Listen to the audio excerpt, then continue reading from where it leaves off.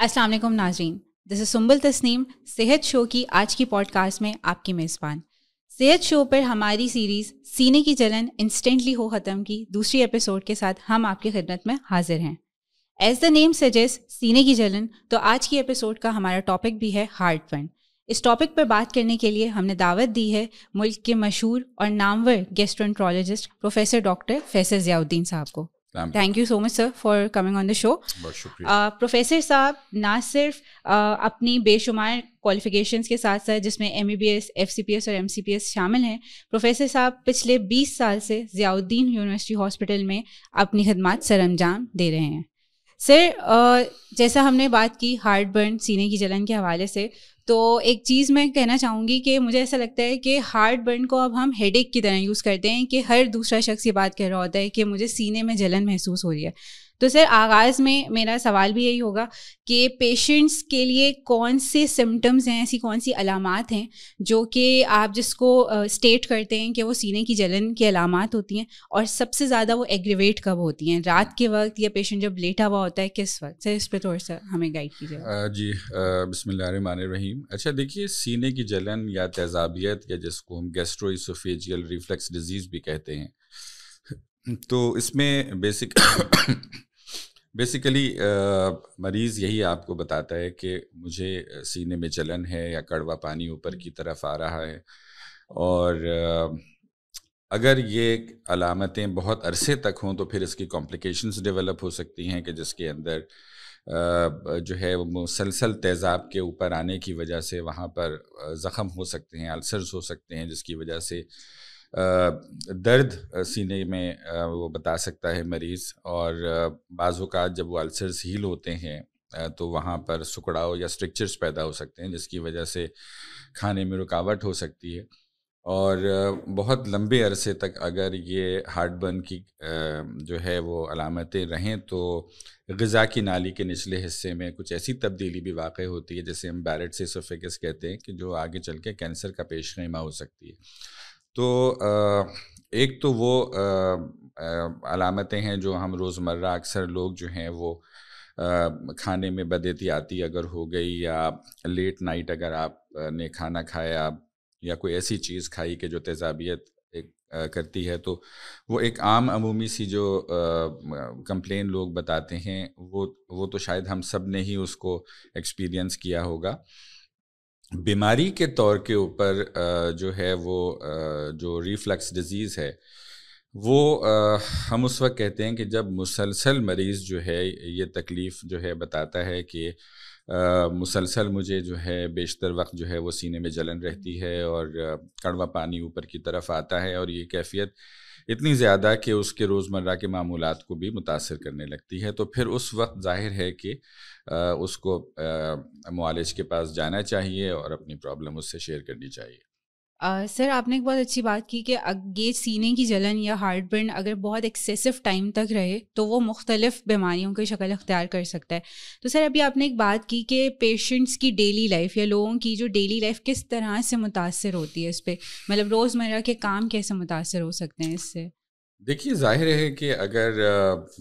مطلب ایک شخص جس کو مسلسل سینے میں جلن یا متلی یا کڑوا پانی اوپر کی طرف آنا یا درد کی شکایت ہو، تو ظاہر ہے کہ وہ اپنے روزمرہ کے معمولات کے کام جو ہے وہ صحیح طریقے سے نہیں کر پائے گا، فوکس نہیں کر پائے گا، اور مستقل ایک تکلیف کا شکار ہوگا۔ اور خاص طور پہ بعض لوگوں کو تو یہ پرابلم اتنی زیادہ ہوتی ہے کہ ہر وہ عمل جس میں جھکنے کا جو عمل ہے، جیسے نماز میں رکوع یا سجدے میں جانا، تو وہ تک ان کے لیے کرنا ناممکن ہو جاتا ہے، کہ کہتے ہیں کہ ڈاکٹر صاحب کہ مطلب سجدے میں جائیں تو ایسا لگتا ہے کہ جیسے تیزاب جو ہے بالکل، تو وہ بہت ہی انکمفرٹیبل جو ہے وہ ایک کیفیت ہے جو مریض اس سے گزرتا ہے۔ اور دوا، بعض مریض تو ایسے بھی ہوتے ہیں کہ دوا لینے کے باوجود جو ہے ان کی علامتیں دور نہیں ہوتی، تو اس کا اچھا خاصا اثر آپ کی جو ہے روزمرہ کی زندگی پہ پڑتا ہے۔ Thank you sir. بلکہ میں اس کے ساتھ ایڈ کروں گی کہ آپ نے کہا کہ لوگ نماز پڑھتے ہیں, سجدے میں جاتے ہیں تو ریفلکس ہوتا ہے, اور ہماری جو ینگ جنریشن ہے جو کہ آفس گوئنگ لوگ ہیں وہ لوگ سارے دن بیٹھے بھی رہتے ہیں, تو آئی تھنک اس سے بھی سر ایسڈ ریفلکس کی شکایت کافی بڑھ جاتی ہے. تو سر ہماری جو روٹین آج کل اتنی ڈسٹربڈ ہے کہ لیٹ نائٹ کھانا, جنک فوڈ کھانا, دیر سے سونا, تو سر اس پہ آپ تھوڑا سا ہماری ویورس کو بتائیں جو ینگ جنریشن ہمیں دیکھ رہی ہے کہ وہ کیا لائف اسٹائل ماڈیفیکیشن کر سکتے ہیں, کیا ڈائٹری ہیبٹس اپنی چینج کر سکتے ہیں. اس پہ سر تھوڑا سا روشنی ڈالیے گا. اچھا دیکھیے, جب ہم کھانا کھاتے ہیں تو ہم کھانے کے رسپانس میں ہمارے معدے میں تیزاب بنتا ہے, اور اللہ تعالیٰ نے اس تیزاب کے بننے میں بہت ساری اس میں فائدے رکھے ہیں. تو جو غذا کی نالی کا نچلا حصہ ہے, ہر شخص میں ہر تھوڑی دیر کے بعد اس میں ایک ڈھیلا پن آتا ہے, جس سے یہ تیزاب جو کہ بظاہر اوپر فلوٹ کر رہا ہوتا ہے ایسڈ لیک کے طور پہ, تو یہ پلٹ کے اوپر آتا ہے, اور وہاں کے جو غذا کی نالی یا اسوفیگس کے جو پروٹیکٹیو میکینزمز ہیں وہ واپس اس تیزاب کو دھکیل دیتے ہیں. تو یہ عمل ہر آدمی میں ہوتا ہے, ہر انسان میں. جن لوگوں کے اندر تیزابیت باقاعدہ ایک علامت کے طور پہ سامنے آتی ہے, تو ان میں آپ یوں سمجھ لیجئے کہ یہ جو ریلیکسیشن ہے لوور ایسوفیجیل سفنکٹر کی, یا غذا کے نالی کے جو نچلے حصے میں جو پٹھے ہیں ان میں جو یہ ریلیکسیشن ہوتی ہے, یہ زیادہ مرتبہ ہوتی ہے اور دیر تک ہوتی ہے. اچھا دیکھیے, اب جب مریض ہمارے پاس آتا ہے تو ہم اس کو کچھ لائف سٹائل ماڈیفیکیشنز بتاتے ہیں, اور جب میں آپ سے ان لائف سٹائل ماڈیفیکیشنز کا ذکر کروں گا تو آپ کو خود بخود سمجھ میں آ جائے گا کہ اس کے پیچھے کیا وجہ ہے. مثال کے طور پہ ہم مریض سے یہ کہتے ہیں کہ دیکھیے, آپ کھانے کے بعد جھکنے کا کوئی عمل نہ کیجیے, یعنی کہ کہا جاتا ہے کہ کھانا آپ نماز کے بعد کھائیے.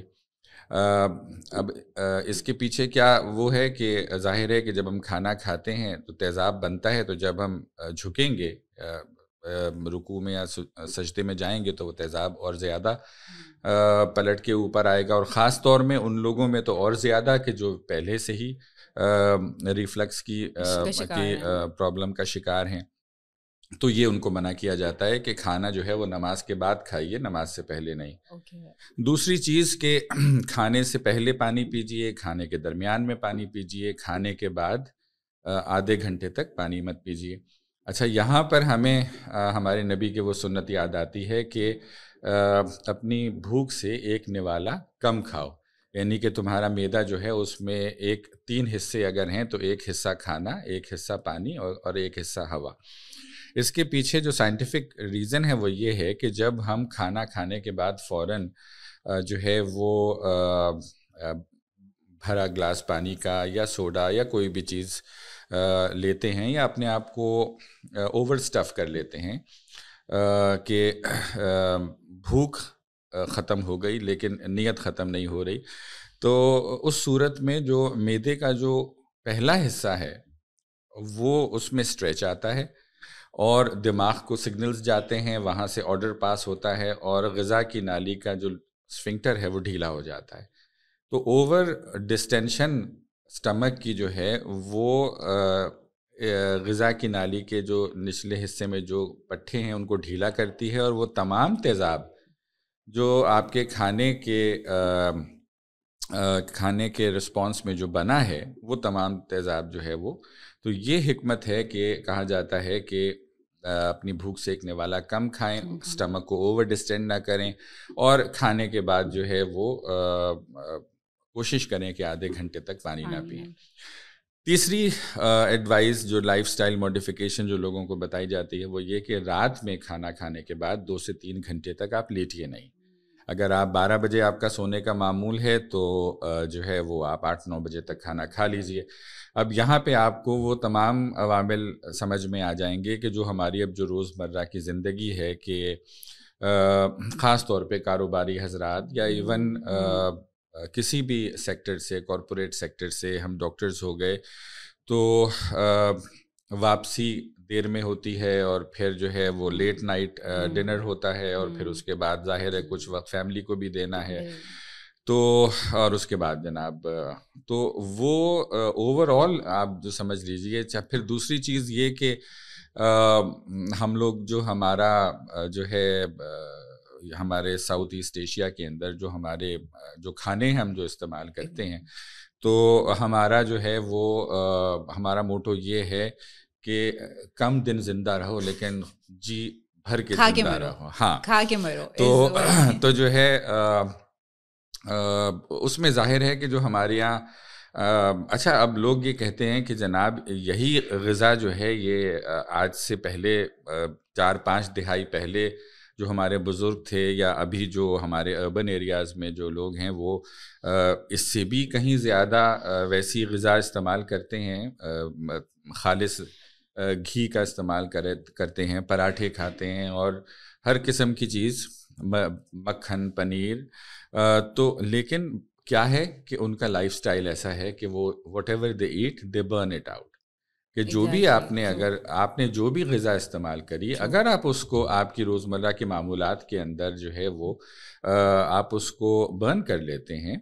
تو کوئی اس میں حرج نہیں ہے. لیکن یہاں پر جو ہے وہ آپ دیکھ لیجئے کہ زیادہ تر لوگ کے جو جیسے آپ نے کہا کہ جو آفس سیٹنگ میں کام کر رہے ہوتے ہیں تو سارا دن بیٹھے رہنے کا کام ہے. اور جب مطلب پچھلی جو یہ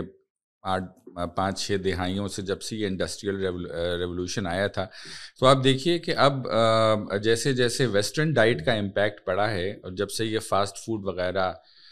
جو ہے اس کا استعمال زیادہ ہوا ہے تو لوگ جو ہے وہ موٹاپے کی طرف بھی گئے ہیں، اور موٹاپا پھر جو ہے وہ ظاہر ہے کہ وہ ریفلکس کی علامتوں میں بڑھاوے کا ایک سبب بنتا ہے. بالکل سر. سر جیسے آپ کہہ رہے تھے کہ ہمارے یہاں کلچرلی جو ہے وہ ہمارے کھانے اس طریقے سے مطلب مرغن ہوتے ہیں کہ اس کی استعمال سے ہی جو ہے وہ آپ کو ہارٹ برن کی شکایت ہو سکتی ہے. تو سر کچھ کھانوں کا آپ نام لے سکتے ہیں کہ وہ کون سے ایسے کھانے ہیں جو ہارٹ برن ایلیویٹ کرتے ہیں؟ بات اصل میں یہ ہے کہ ظاہر ہے کہ آپ جس معاشرے میں رہتے ہیں وہاں پر ایک چاہے وہ آپ کا لباس ہو چاہے وہ آپ کی غذا ہو، تو وہ جو کلچرل چیزیں چلی آ رہی ہیں ان کو یکدم جو ہے وہ آپ تبدیل تو نہیں کر سکتے. ہم اپنے پیشنٹس کو یہ کہتے ہیں کہ دیکھیے یہ چیزیں ہیں کہ جو